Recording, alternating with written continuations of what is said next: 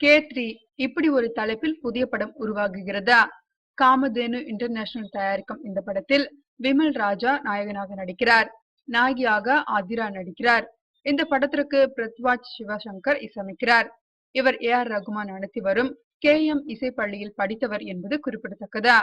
பாடல்களை இயக்குனர் ரவிசங்கர் எழுதுகிறார். ஒளிப்பதிவு அண்ணாதுரை முதல் முறையாக இயக்கும் படம் இதா.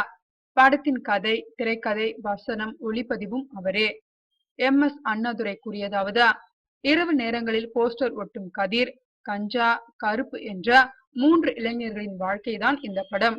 அதனால்தான் இந்த படத்திற்கு K3 என்று பெயர் வைத்துள்ளேன்.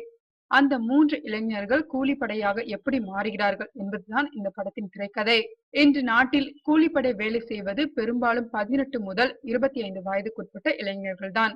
அவர்கள் கூலிப்படையாக மாற காரணம் அவர்களது சூழ்நிலைதான். அதைதான் இதில் சொல்லியிருக்கிறோம். காதல் மற்றும் த்ரில்லர் படமாக உருவாகியுள்ளது K3. படப்பிடிப்பு திருநெல்வேலி, கேரளா, சென்னை, சேலம் போன்ற இடங்களில் நடைபெற்றுள்ளது. இந்த படத்தை பார்த்த கன்னட தயாரிப்பாளர் ஒருவர் இந்த படத்தின் தெலுங்கு, கன்னடம், இந்தி போன்ற மொழிகளில் மொழி மாற்றம் செய்யும் உரிமையை வாங்கிவிட்டார். அது எங்கள் படத்திற்கு கிடைத்த வெற்றியாக நாங்கள் கருதுகிறோம். படம் இம்மாதம் 20ஆம் தேதி வெளியாக உள்ளது என்றார் இயக்குனர்.